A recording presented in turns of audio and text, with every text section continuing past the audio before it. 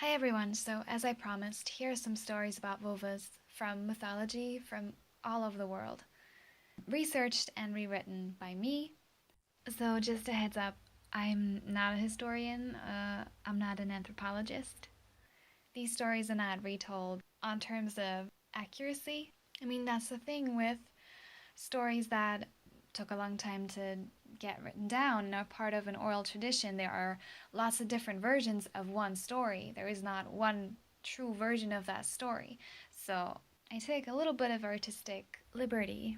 I put the stories in my own words and I change minor details or omit or add because that's how stories are told. That's how fairy tales are told. That's how myths are told. This is just stories about women's bodies that are not all about those bodies being sinful and disgusting, but specifically the opposite. This is just for that purpose. And of course, a lot of stories about vulvas and vaginas are not uplifting, and the ones I've chosen are not purely uplifting either. Some of them do deal with sexual violence. If you do want to look at the originals, well, as original as you can get, I'm going to put links in the description. Okay, let's get started. First story. Kohelele, saved by the flying vulva, a myth from the Hawaiian Islands. Once there was Pele, the goddess of volcanoes, walking down a path by the side of her home, Mount Kilauea, when the god Kamapua'a laid eyes on her. Kamapua'a was half swine, half man, and infamous for his lustful, violent streak. Having spied Pele's radiant beauty, Kamapua'a wished to possess her, and thus, when she had walked near him, he jumped in her path. Pele rejected him and attempted to flee, but whichever way she turned, Kamapua'a was blocking the way. In desperation, Pele cried for help, and her cry for rescue reached all the way to the other end of the island, where her sister Kapo was. Kapo was the goddess of fertility, magic, and shape-shifting, but she had even more unusual powers. As the only one among the gods, she possessed the skill of the koholele, the ability to detach her vulva from her body and to let it soar through the air like a boomerang. Thus, as Kapo heard Pele's cry, she immediately reached for her vulva, detached it from her body, and threw it high into the air. Faster than wind, Kapo's vulva flew around the island and down to the foot of Mount Kilauea, directly passing by Kamapua's face. Irritated, the pig god let go of Pele and instead began chasing the koholele. The chase lasted until Kamapua'a had been led to an island far away from Pele. There, Kapo's vulva smashed into the mountainside, creating a giant crater that the pig god, in his frenzy, fell right into and remained trapped in. When all danger had been averted, the kohelele soared into the air again and returned to its owner, the goddess Kapo. And thus, the crater on the island of Oahu was created, which today is called the Kuku Crater. I swear I have no idea how to pronounce these names. I'm making it up as I go. Please don't judge me. And it's the German and the English and the Japanese in my head are getting all mixed up. Okay, anyway, next story. Kali. The vulva triumphs over the demon king. A holy tale from India. Once the gods of India were involved in a bitter battle with the Asura, dark, bloodlusty demons, who were pillaging the lands and revolting against their divine rulers. In desperation, the gods cried for the help of the great goddess Kali, who saw their distress and came to their rescue. Kali hurried to the site of the battle, facing Zumba, king of the demons. Zumba was both skilled in battle and quick of wit, so before reaching for his weapon, he attempted to outsmart and intimidate the goddess, whose power was widely and rightfully feared. He offered her a truce on the condition that she would agree to marry him, which she laughingly rejected. Next, he threatened to rape her, but this too would not intimidate Kali.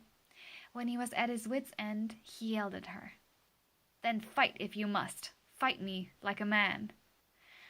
But Kali had already devised a plan for Zumba's demise. She used her powers to call to her all the other goddesses down from heaven and quickly enacted a magic ritual, through which, by way of her vulva, in a process like a reverse birth, she incorporated all the other goddesses into her own body, thus fusing their power with hers. When she was filled to the brim with this cosmic energy, she unloaded it onto Zumba, who was forced to his knees and finally perished. This scared away his demonic followers and saved the gods of India from doom. Nyinui, Menstruation versus Monster. A story from the Cherokee people. Long ago, most of the village had gone out to hunt, when the village keeper was strolling along the nearby river. Walking past the stream, he suddenly stopped in his tracks, spying a figure rising from the waters. A figure whose kind he had never seen before.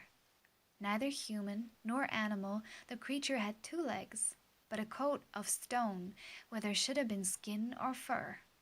On its 2 legs made of rocks, it stomped through the water towards the shore, finally climbing out of the river.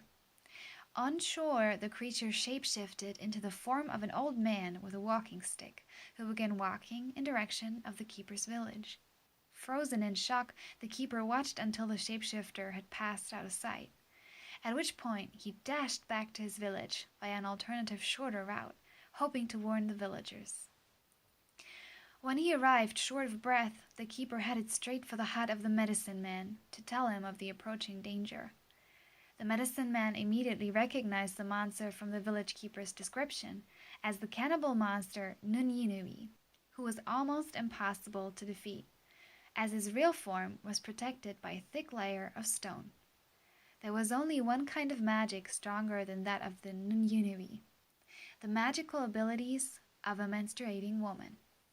Thus, the village keeper and the medicine man went to seek out the menstruating women in the village, who at their behest positioned themselves by the entrance to the village. 7 of them stood there, bleeding free, when the Nyinui, disguised as an elder, reached the wooded area by the first village houses. As he drew closer, he spied the group of women standing side by side, legs spread far apart, their blood creating a protective barrier that he could not pass. When he still walked nearer, determined to enter the village to seek out prey, the magic of their blood touched him. He winced, stumbled, and fell. Bit by bit, the magic of the women's blood depleted him of his life energy until he turned back into his real form and perished. Vagina dentata. The vulva bites back. A folktale from Russia. Once there was a young woman who had recently come of age, so that her parents began seeking a husband for her. As there was no young suitor to be found in the village, her parents chose a widowed elder for her to marry. Upon seeing her old, wrinkly betrothed for the first time, the young woman made the firm decision to never submit herself to him. In the weeks leading up to her wedding day, she went down to the river to catch a fish from its icy depths. When she had caught one, she wrapped it in some cloth and took it home to let it dry. When it was dry enough, she separated the fish's head from its body and put it underneath the pillow in her bed, which she would soon have to share with the old man. When the wedding festivities had passed and reluctant vows had been made, the young bride sat on her bed in her small room, waiting. When the old groom came knocking on her door and entered, she stood up, approached him, and spoke with a firm voice. "Husband, it is right that you should sleep on your side of the bed and let me rest on mine, at least an inch apart. It is known that the union of an elder and a young spouse brings nothing but bad luck." The old man did not heed the young woman's warning, and instead he approached her, quickly lifting up her skirt. When he had exposed her sex, however, he jumped back and quickly moved his hands to protect his own, as teeth protruded from the woman's vulva. "What fool you are," said the young woman. "Didn't you know that all young women have teeth down there?" The old man never learned that the teeth had belonged to the fish head all along, which the young woman had caught several nights before, and he henceforth heeded her advice and never touched his young wife again. Inanna, Joy in Her Own Vulva. A legend from old Sumeria. Once there was Inanna, a young woman of divine descent, who had neither a throne nor lands to call her own, but who rescued an uprooted tree from the shores of a river after a heavy flood. Inanna carried the tree to her garden and planted it there, hoping for it to take deep roots. Her hopes were fulfilled as the tree in her garden grew and became ever larger and stronger. But as it grew, all kinds of creatures befell it.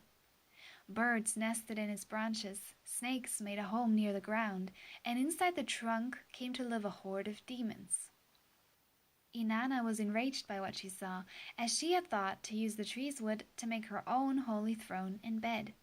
Thus she called to her divine relatives, and her brother, the god Gilgamesh, heard her plea and came to help. Once in her garden, he took his axe and struck at the tree so that the birds arose and flew away. The snake slithered henceforth, and the demons fled from the trunk. Out of the tree's wood, Gilgamesh fashioned a beautiful throne for his sister, and also a divine bed for her to lay her head. At last, young Inanna was able to crown herself queen of the steppe, and all the surrounding lands with the sheep and the shepherds in it. As she sat on her radiating throne, she noticed the beauty of her own vulva, viewing it with joyful astonishment, congratulating herself on her gorgeous sex. Inanna on her throne was such a sight to behold that the other gods and goddesses chose her to venture forth into the underworld, to go through the journey of reincarnation, to finally take her rightful place as the great goddess of the skies and of love. Ame no Uzume, the vulva elicits the sun, a holy story from Japan. Once there was Amaterasu, the goddess of the sun, who had turned away from the world in despair over the cruelties inflicted on her acolytes and lands by her brother Susanoo, the god of storms. Without Amaterasu's attentive gaze, the earth was void of light and began to lose all life, as people and animals alike despaired and perished, one after the other. Other goddesses took notice of the pain of the living, as well as that of the sun goddess, and they took it upon themselves to seek out Amaterasu in hopes of convincing her to return her light to the earth. They finally found her in a cave deep in the mountains, but as much as they tried and begged her to come forth, she would not. Only one goddess knew how to reawaken the sun, Ame no Uzume, goddess of joy and dance. She emerged from the band of goddesses and approached Amaterasu's cave with care. In front of the cave, Ame no Uzume began to dance, her steps getting ever exuberant, until she finally uncovered her breasts and her vulva. The sun goddess heard the laughter of the goddesses outside the cave, and seized by curiosity, she sheepishly walked towards the noise. Ishikore, the god of mirrors, first spied Amaterasu approaching, so he quickly reached for a hand mirror, holding it up to capture her light and to redirect it to shine on Ame no Uzume. Fascinated by the dance of the goddess and her jumping sun rays, Amaterasu stepped out from the cave, and the sun returned to the earth, and thus life did too. Baobo. The vulva elicits the sun. Again. A myth from old Greece. Once the goddess Demeter was wandering the lands in a state of utmost distress. Her daughter Persephone had been abducted by Hades, the god of the underworld, and the other gods had declined to help out the desperate mother. In her anguish, Demeter had abandoned her duties of keeping alive the lands and the earth, and without her guiding hand, they had begun to dry up and die, leaving people and animals alike to go hungry. On her aimless path, Demeter came by the city of Eleusis, which she entered, taking the form of an old woman. The king of Eleusis still had food and shelter to share, and thus took in the old woman that had wandered into his city. But nothing at the king's court could hope to cheer up Demeter, who longed for the return of her daughter, and spent her days even more distraught than the townspeople who were worrying about the depleting food stocks. This continued till the day that Baobo appeared at court. Baobo, too, was a godly being. She was the goddess of the belly, of laughter, of caves, of the uterus, the lap, and the vulva. Baubo appeared to Demeter also in the shape of an old woman, who came to sit down by her table. There Baubo began to make jokes, ever obscener as the night went on, roaring with laughter, and not neglecting to shake her breasts heartily between each and every one. When all this did not suffice to elicit any joy from Demeter, Baubo got up, lifted her skirt, and exposed her vulva. Seeing this, Demeter couldn't help herself, and she too fell into a roaring laughter. The combined laughter from two goddesses was so rambunctious that it even reached the ears of Hades down in his dark domain. His curiosity was piqued, and the underworldly king decided to pay a visit to the lands of above ground, where he found Demeter and finally agreed to negotiations, so that Persephone might once more return to the world of the living. Thank you everyone for listening. Like I said, the originals are in the description if you want to check them out yourselves. If any of you have more knowledge on myths, especially, about women or women's bodies, I'd be super interested to hear them. And the other thing that I'm hoping to do this year, I don't know when, I'm still doing a lot of research because I do want to get right. I want to look at more stories from Japanese mythology, because there are a lot of stories about women, witches and demons and princesses and shapeshifters. A lot of stories about women in prostitution, actually. Quite a number. I mean, that's something I'm interested in, to see how the role of women in Japanese mythology. But I'm hoping to do more content in the coming weeks. Like, just stay patient with me. Sometimes it's just gonna be, I'm gonna read some fairy tale to you, and sometimes I'm gonna, explain to you, a bunch of statistics, and we'll just see how it goes. Bye!